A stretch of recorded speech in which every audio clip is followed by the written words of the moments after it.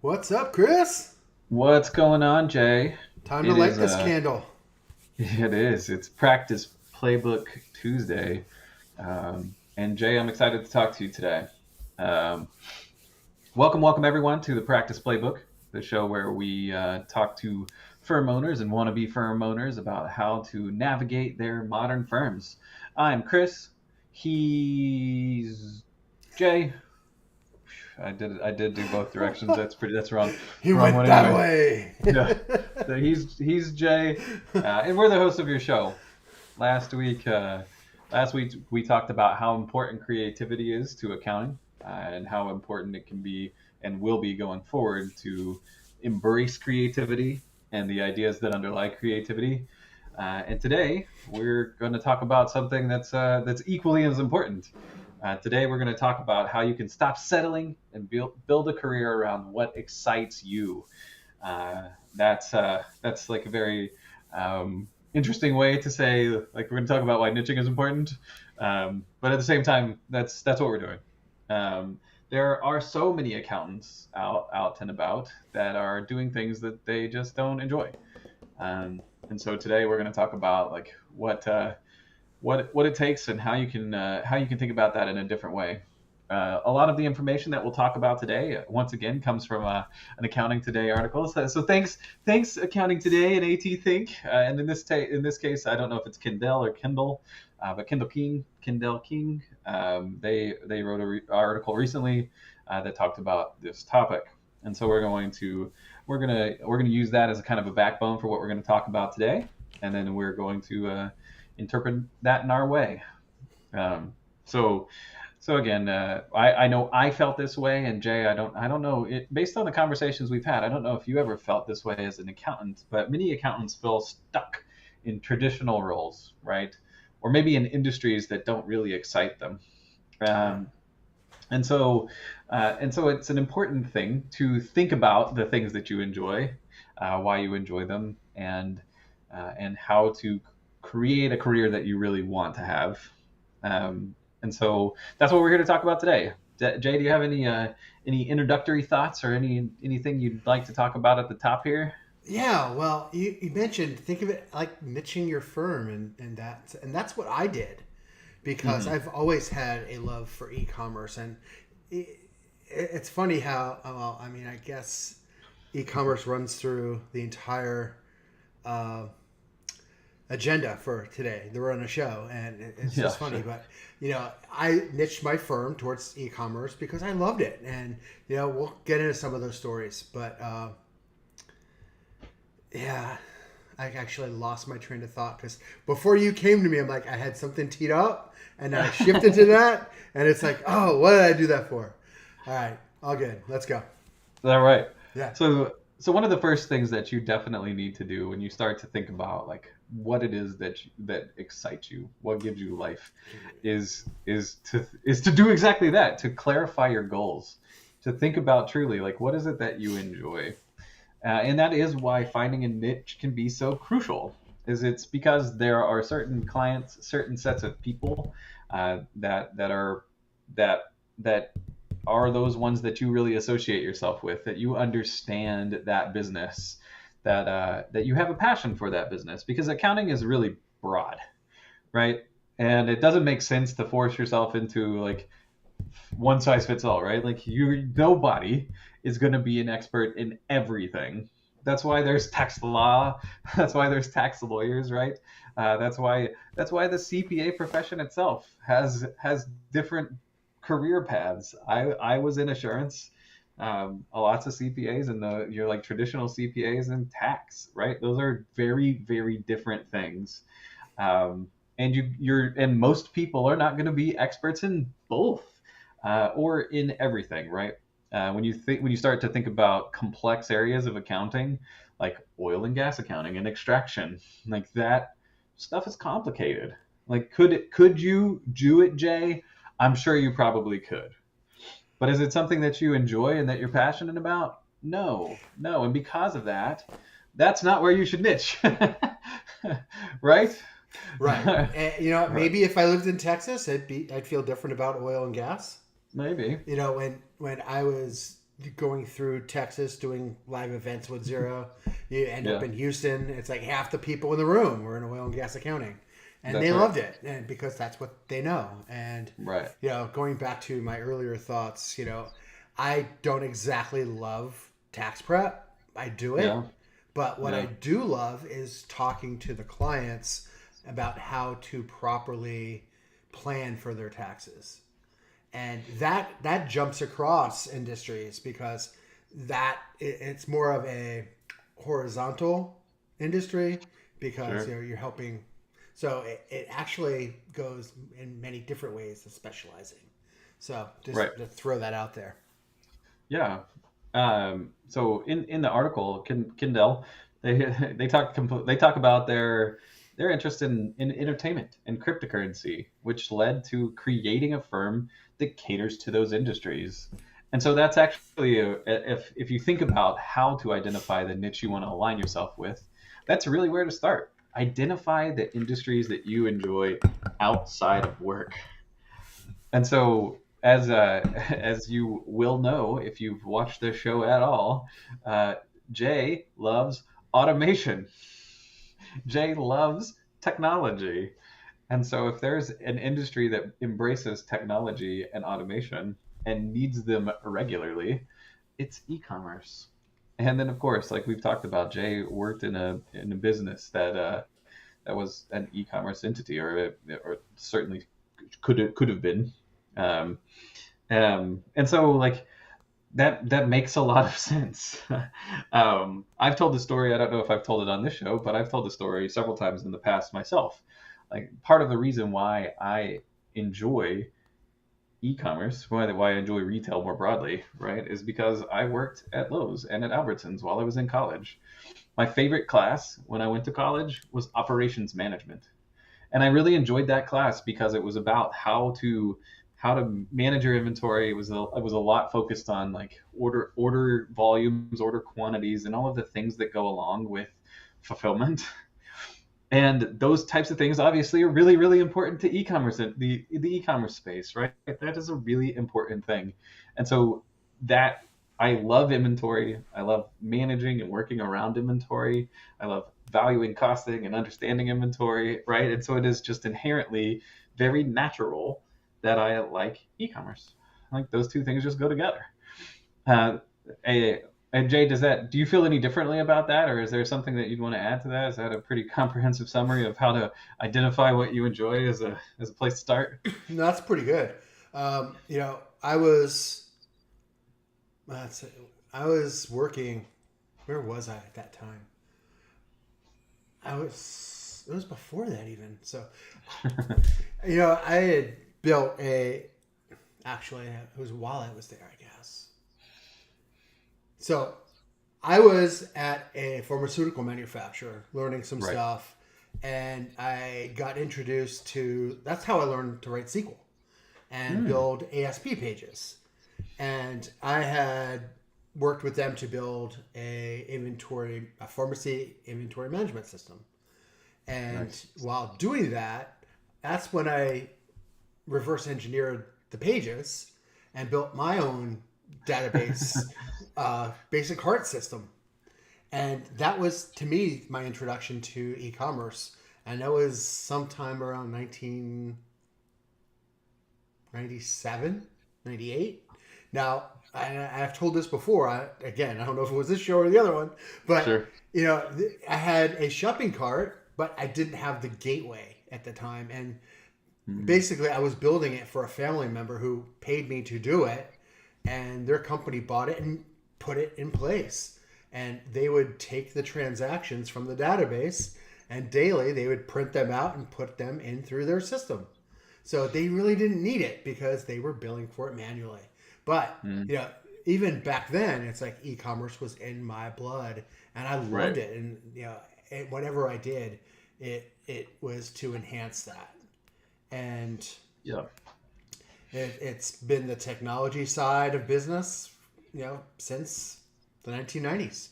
Right. And when I had my own manufacturing company, I did what I could to increase the amount of technology we used.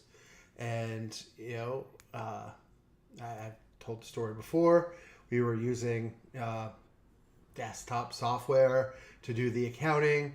I actually invested over $100,000 in Microsoft hardware, software, and a third-party tool to implement it, and Yeah. it was amazing what we could do. And even today, I mean, I'm pretty sure that system could still be used today, but the Oh, cloud well, yeah. tools we have today run circles around it. And I'm proud that I made that leap. But everything I learned about operations, I learned back then doing it Right. that way. And that helped, achieve what we've done. And that's why, lean on what you've learned, what you've worked through. And, if you love it, expand on it. And Right. it works. That's all I can say. Yeah. And if you're not certain like what you love, one other thing that you can do is to look at your current clients and say to yourself, who is it that I enjoy working with right now? And then explore why that is, right? Why is it that this type of person? Why is it this type of client? Like, what is it about this that I enjoy? If there are things that you do like on the side, right, to another or things that you enjoy on the side, right, maybe it is cryptocurrency or something like that. One thing that you could consider is doing side product projects or part-time work in order to like test new areas. So that's not necessarily feasible for everybody, but it is definitely an option that may help you to clarify what it is that you want. So so I think the most important takeaway of like of this portion of the conversation, right, is that that niching can be really important because it can help to energize you rather than drain you, right? And when we think about that especially right now, right before a tax deadline, and when we think about the drain that's going on, we want that you want that niche to be something that helps you get up in the morning and excites you for your day. Once you've identified your niche, it's also really important to know like how you can service that set of clients properly. And so researching and positioning yourself becomes really important next, right? So there's lots of things to talk about there too, and that really starts with like where do you start? And can you imagine like if you were just jumping in, right? Like start to Google trends in that industry, right? Like what's going on in Yeah. e-commerce? What's the newest advancement in cryptocurrency? How do we feel about the strategic reserve? Or maybe it's something like healthcare, where you want to understand like what's happening in healthcare, and why is Cost Plus, the Mark Cuban's company, why are they making so much noise, right? Um, I knowing those types of facts, right? Knowing what's going on in the industry. Number one, it helps you to connect to the right sets of people because the people who are posting those articles or making those interpretations are the people that you're going to want to know. And then it also allows you to develop your skills as an expert in that area because you'll know what's happening. You can talk about the things that are going on at Amazon and how the new seller modules or whatnot that don't give you your full refund price back, like how that impacts you, right? How that impacts business owners. Like when you are caught up with the news and you understand what's happening, like it allows you to give more powerful advice on those relevant topics. Um, Jay, I think that this is a very important thing too. The next step to take, because it does a very similar thing, and that's to follow thought leaders or industry specific accountants on LinkedIn, right? So if there's a niche that you want to be in, you want to follow the people that are already there. You want to be connected to those people that are doing what you want to do. And what that does is the same type of thing as understanding this news, right? Those thought leaders, those people with the industry specific, the specific focus on that industry that you want to be a part of, they can do the same thing that we talked about, right? They're giving out knowledge, they're using their expertise to shed light on those topics that are relevant right now to the people that may be in your industry. And then again, they can be really good connections because because they're going to know and follow and maybe retweet and repost or whatever it might be, like other folks that you're going to want to catch the information from. Uh, Jay, when you think about using social media as a for researching and positioning yourself, like what do you? I know we're continuing to work through that process on our own. Like what do you think about that? No, I mean, social media is very powerful, and you know, your favorite accountant probably has a Facebook group or some other community where they're sharing some of their knowledge and bringing people together to learn it. And highly recommend doing that. Whether it's a Facebook group, a circle group, or The practice like playbook. the practice playbook, or things like text Twitter on X. Things Sure. like that. Follow these groups and learn from it. And even if you're not an expert, you will become one because you're going to be in the know and you're going to see all what's happening in Yeah. that arena, and you're able to pick up on it.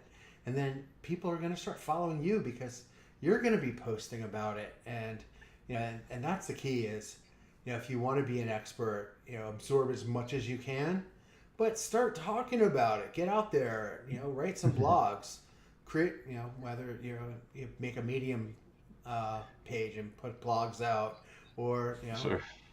come on our show and talk about it. Yeah, there's an Yeah, invite. right. Yeah.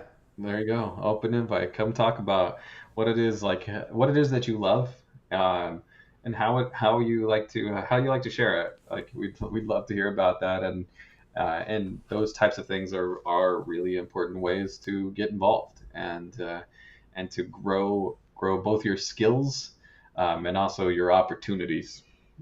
One other thing that you can do is and it's also network based, right? Is ask current firms like how they handle their niches, right? What do they do?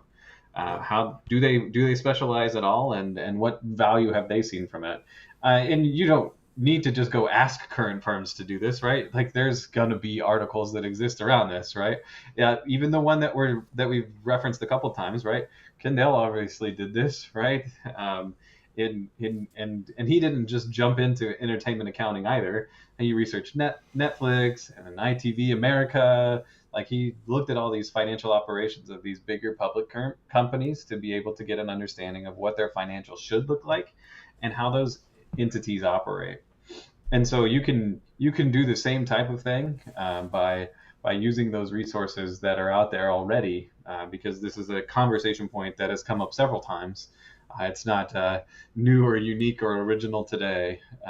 It's definitely something that people have talked about a lot. So Jay, if you think about like researching and positioning yourself, there are a few steps that we've talked about here. The first one is if you're in a firm, right? If you're in just a big firm already and you want to like you're exploring, maybe you're a little unsatisfied, figure out what if they even serve the niche you want, right? Once you've identified that niche, figure out if the firm that you're in helps with that one, and then if not, network with accountants who do. Um, you never know when those opportunities could come up, and you could end up at High Rock, like I did, right? You never know when those opportunities present themselves to be able to do something different. But Um, Chris, even if your firm doesn't have that industry covered, why not bring it to your leadership and say, hey, I really love this. I think we yeah, should start an industry wide a firm. I mean, a industry vertical in this firm, and yeah, I'd love to spearhead it. And by showing that initiative and explaining what you've learned and how you can do it, next thing you know, you might have 10, 15 clients under your belt, maybe 20, yeah. 25 clients under your belt. And at that point, you've made it. So, That's right. don't think that you can't just jump in there and do it where you're at, or Yeah. jump out there and do it on your own. It just depends on you and what your situation is. Yeah, of course. No, I think that's exactly right, right? And the team that you work for or that you're a part of, right? Um, because like Jay said, like if you show that initiative of like this is a thing that I really care about, I'm passionate about these are the reasons why I think this is important to me, and why it can be valuable to the firm. Um, you'll often get a lot more support than you'd think, right? and once you become an expert in that area, so if you've maybe taken some additional trainings or built out some certifications that give you that additional layer of expertise, now your firm and the other people that you're working with like can use you as a reference, right? They can say, hey, did you know like this person does this area, they're so good in it, and you don't have to just sell it all by yourself anymore, right? Like you can rely on some of your teammates and team members to support you in that way. And so all of that, of course, Jay, is to say like learning it about an industry, be that through reaching out to people who do the same thing that you're looking to do, or following the news that's around that industry. Learning about that industry makes you more valuable to clients in that space, right? And if you're valuable to clients in that space, and that gives you the ability to sell that work and to make it valuable to you. Do you have any extra thoughts on researching and positioning yourself, Jay? Well, you might research it and find out, hey, this seems like it's a little bit more than I thought it was. Yeah. But, if you're still serious about it, what I recommend is finding somebody you might know that's in that industry and reach out to them Mm-hmm. and say, look, I am really wanting to learn how to do accounting or inventory management in e-commerce, and say, hey, I want to do this for you, but I'm not going to charge you for it. So you gain the experience while working on real life clients, but Right. you're kind of paying for it. You're paying for your education by not charging them for it.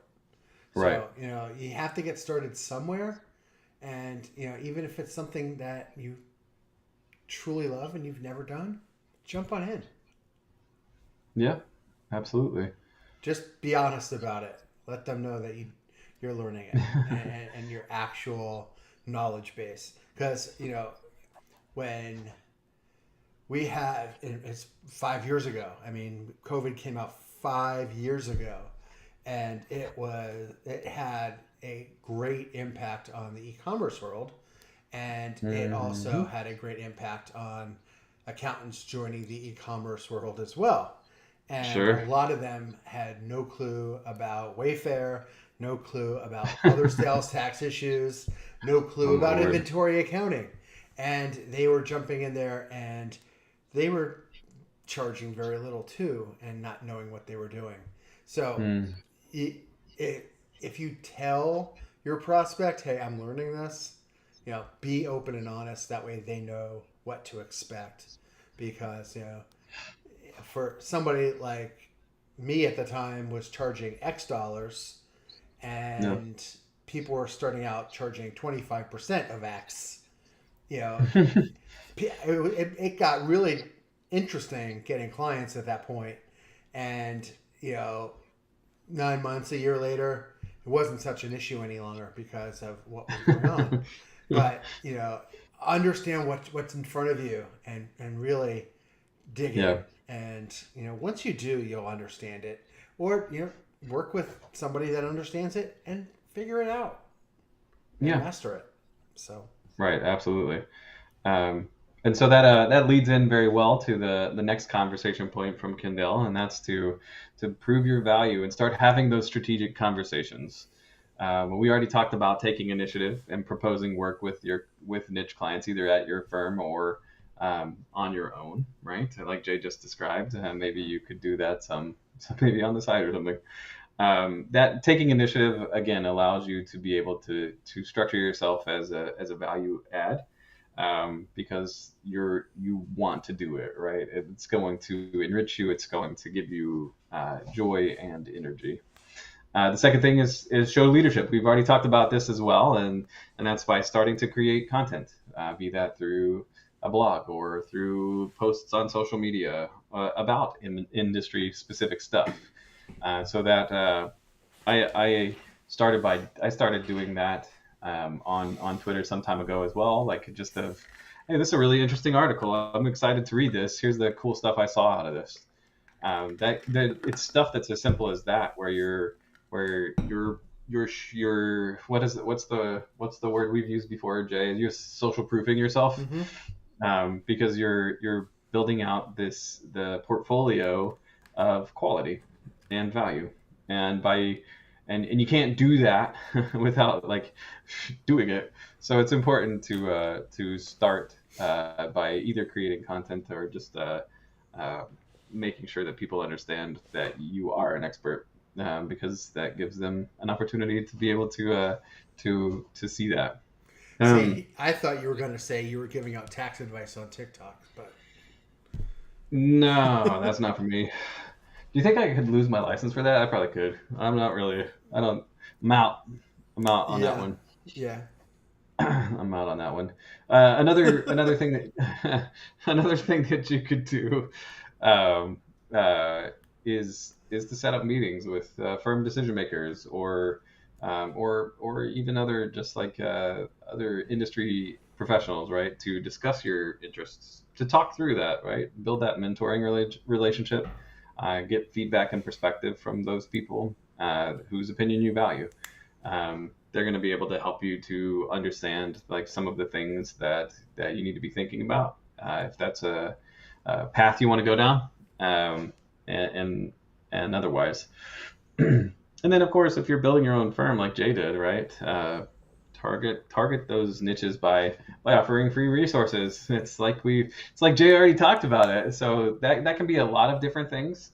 That can be literally the accounting work like Jay was describing, or it could be like a webinar where you spend some time talking through a specific topic, and you allow people to access that resource. Or it could be something like our landed cost calculator, Jay, There you go.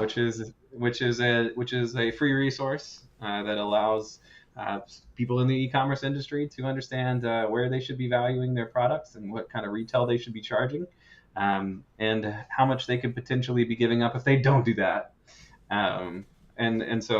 So tools like that, like the landed cost calculator, can be really helpful, to show your expertise in the industry, to show the things that you're thinking about and what you understand is important, especially when it's as relevant as that landed cost calculator is, because of the tariffs that are out there, right? And so if you're that's like an intersection of all of the things that we've talked about, right? It's current events in e-commerce, it's value for customers, and clients and prospective clients, and it gives Jay some additional social proof by this ability to build out this model, right?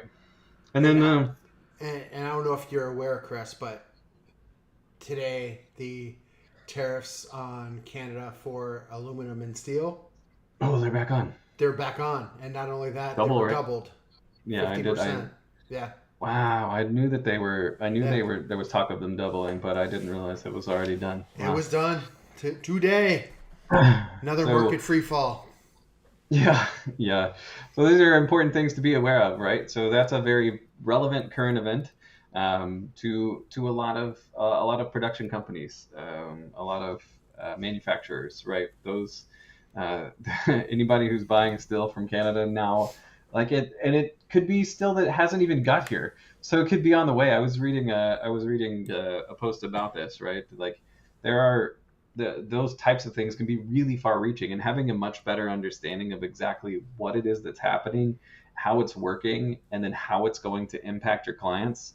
Because if you placed an order 6 months ago that was supposed to be fulfilled on the whatever March 30th, um, and it's maybe 10 days early, like you're going to pay that tariff now when you weren't expecting to, when you made that order. and Yeah, uh, and that exactly. that can be really, really challenging.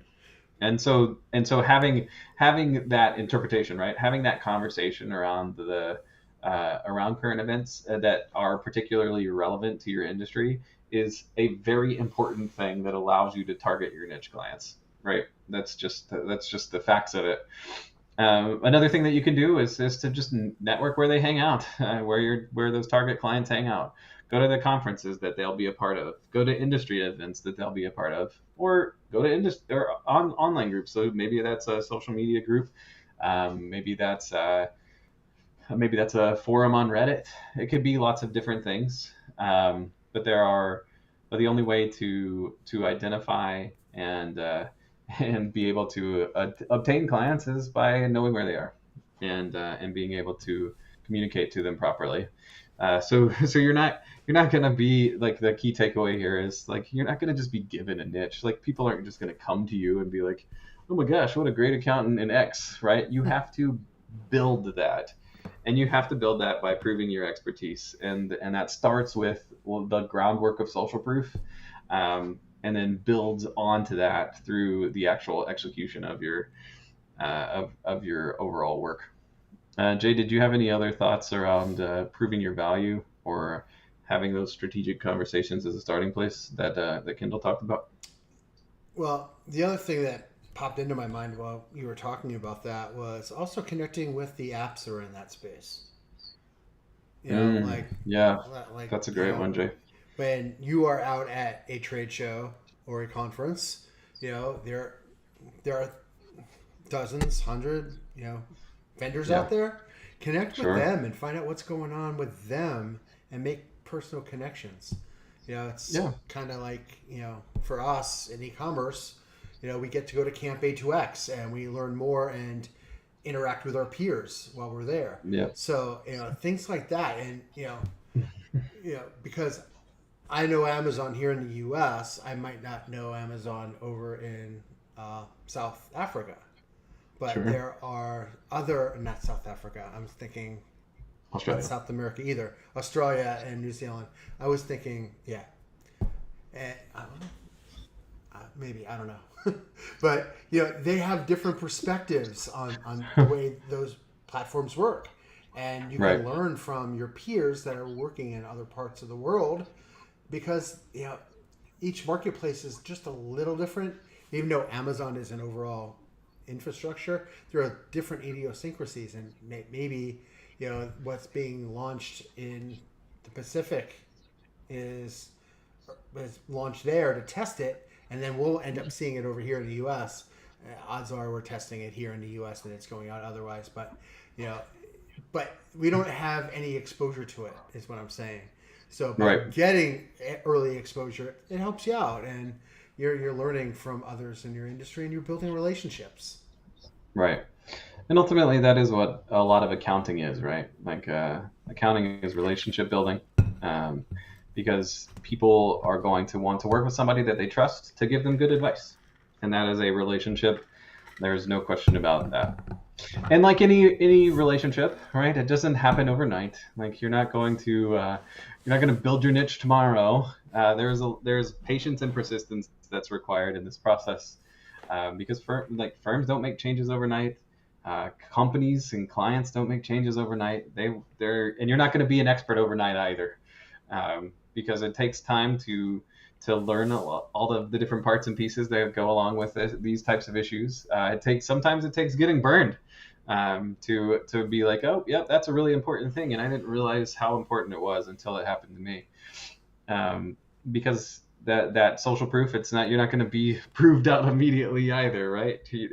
All of those types of things take time, and so because of that, you need to understand that if you're creating a niche for yourself, it's a long-term investment. It's not something that you're just going to do for a short period of time. And the fact that it's a long-term investment is why it is so important for it to be something that you enjoy and something that brings you that energy. So if you are, just in a job, and in an accounting related job, right? One of the things that you need to do is to keep following up, right? Keep asking that question. Hey, I was reading this article about X, Y, and Z, right? I was reading this article about tariffs on aluminum, in Canada, and man, it made me really passionate about this idea of manufacturing, on the border. Do we have border clients in the manufacturing space? Can we get some, right?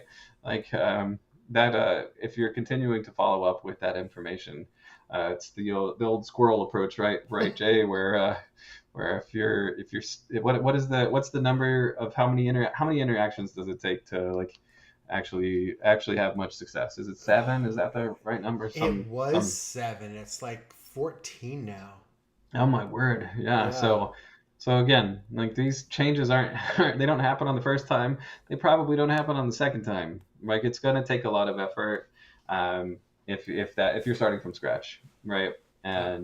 And that means staying visible. That means staying connected and continuing to follow up. So that means also not just like within a firm, right? Like especially if you're on your own, staying visible on social media, staying visible in those communities that you find that are areas where you want to be, and then staying visible at industry events. So as you go to those conferences, making sure that you're continuing to connect to people and continuing to build that network that's going to allow you to amplify your social proof. Consistency is the All key. that's right. Just do it There, and be consistent. there's no question. It's so and so important. In this article, Kendall talked about giving yourself 6 to 12 months to even see momentum in that niche. So again, it's not just something that's going to happen overnight. It's something that you're going to have to work for. And again, that's why it's so important to make sure that it's something that gives you energy and excitement. Jay, do you have any other thoughts about patience and persistence? How long did it take you to build momentum as an e-commerce expert back in the late '90s? Well, I mean, my my expertise in e-commerce started after I started the digital CPA in 2012. Oh, So, okay. Yeah, there yeah, you I mean, go. that whole time, Right. you know, from the 90s, I was working in pharmaceuticals, and Yeah. then while still there, I started my own nutritional supplement business, which was e-commerce based, but Right. it wasn't e-commerce accounting. But that's where I got my base for really figuring out what it was all about, was while I Right. was there. But the key though is start, and maybe you start your own e-commerce business to figure it out. uh, you have that running, you play with all the tools, figure it out, and build your process and your workflow from that. But like I said, find somebody that that might be in that space, really work with them, figure it out, and then start communicating it. And like we said, go on social, be consistent, and you know if you do that, you'll get the following. And when you get that following, you know, take advantage of it. Well, And that's right. yeah, Yeah, one of the biggest takeaways here, right, is that the biggest mistake you can make in this kind of thing is giving up too soon. So it does take time, it does take effort, and that continued consistency is what's really important. yeah, you can't post 5 TikTok videos and not get traction and then give up. You have to Yeah. do TikTok videos for 5 months and keep going Mhm. and keep it going. Both freeze here, or is it just me? Oh, Yeah, we're back. we're We're back. back. Yeah. We both. All right. Wonderful. So that's our summary today of why niching can be so important and so valuable. Um, and so we talked about a lot of different things here about how to start finding your niche today.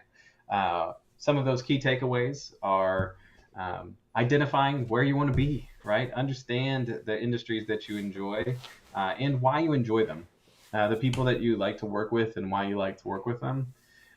Once you've identified that, right? Once you've identified the area that you want to be in, make sure to do some research and start to position yourself as a leader in that space. Do that through proving your value by creating content, by having conversations, and by connecting to people that are already in that space. And then understand that it's a long game, right? It takes patience and persistence. It's not something that happens today. It's not something that happens tomorrow, and it may take 14 tries to get any true traction. So, if you're in a firm, right, make sure to talk to the people around you. Make sure to find that manager or that partner or that person who's a mentor or someone who can help you to truly follow up about exploring your niche, right? And if you're on your own, if you haven't already, you definitely need to be posting about that desired industry and reaching out to potential clients. So, so Jay, I know you would, and I definitely would as well. I'd love to hear about how people found their niche, how people identified the ways the things that bring them joy, or even if you went on that mission, right? Maybe you got in there and it didn't go the way you wanted to, and so now you're still searching. I'd love to hear those kinds of stories too. So let us know in the comments or tag us on social media so that we can read about those stories and highlight them here. We definitely would love to do that. Jay, do you have any other final thoughts today? Yeah, I also want to just say that you might go at it with the intention of having a specific niche, and I that's what I did when I started my firm. Mm-hmm. I knew manufacturing, I knew wholesale and distribution, and I thought, okay, we're gonna own the world when it came to manufacturing accounting, and that was one of the things early on. It was really really difficult to do remotely. Now it's not a big deal. It's easy, but so Yeah. when when you're starting your firm, you have to feed your family. You have to make money. So you will spread your wings and spread very thin and go with whatever's going to come in. And you will find that regardless of what you're aiming for, you're going to start getting clients in a specific industry coming your way. Don't turn it away. Learn it and see if you do like it.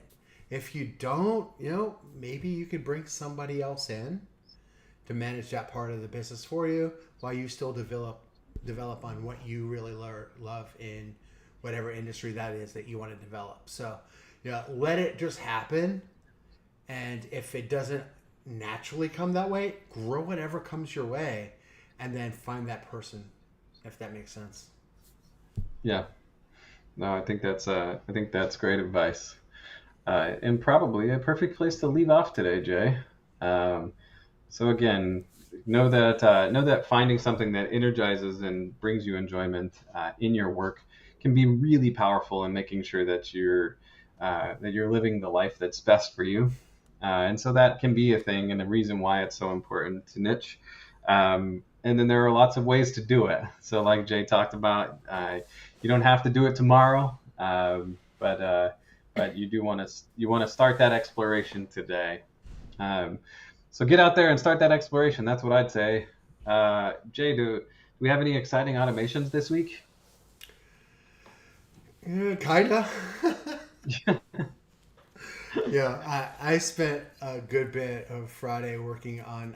I'd hoped to have my automation done, but Hmm. I started working on my Airtable setup and basically doing all the back work for these videos, and I perfected the workflow to pull the videos down to Airtable, and I Hmm. built a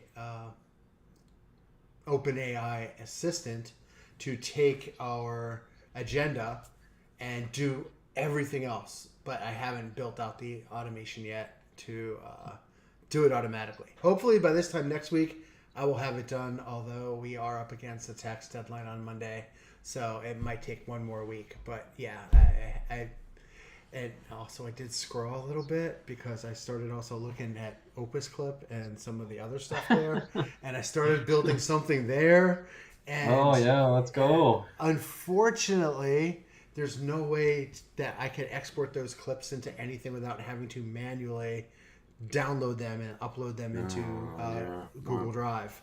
So Yeah. I'm still looking at that to make that more efficient as well. But yeah, there are portions of that automation.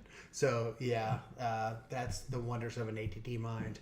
You know, it's like I got to do this, and while I was doing that, it's like, oh wait, I got to do that. And in the middle of that, last week I had rebuilt the landing cost calculator as a web app, and I had to Mm. perfect that. That is just about done, and I rebuilt a couple landing pages and some workflow there too. So it was a lot done. Just yeah.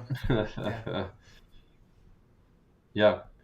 Well, that's exciting. We'll look out for it. Probably not next week, but the week after. An update on that automation. I personally can't wait to see how it works because I'm super excited for how that'll work, and especially if you're able to figure out a way to integrate Opus Clip into there. I'll be really excited for that as well because Opus Clip is a really cool tool that takes videos like these chops it down into little tidbits that you can drop out on social media, so you can start to build out that social proof without having to create the content twice. Exactly. So super cool tool, and definitely a thing that you should also consider if you're building content is repurposing and reutilizing. Final thoughts here, Jay. Again, shout out to Kendall King for the article on AT Think, and for talking about this, especially from the perspective of someone who's a relatively young CPA who's gone through this process recently. So big shout out to Kendall for writing up this article, and obviously that's what we talked through today. So thanks, Kendall, for that. And then thank you all for watching today. We'll be here next week, despite the deadline that's on Monday. We'll be here next Tuesday, talking about whatever current event or relevant topic point comes up. So we'll see you then. Jay, any final thoughts from you today? Just embrace your knowledge, embrace your love, and jump after it, and don't get discouraged. Boom. Opus clip. Cut that out. Put it on TikTok. There we go. Love it. Thanks everyone for watching. We'll see you next week. Bye, everybody. Have a good week, everyone. Bye.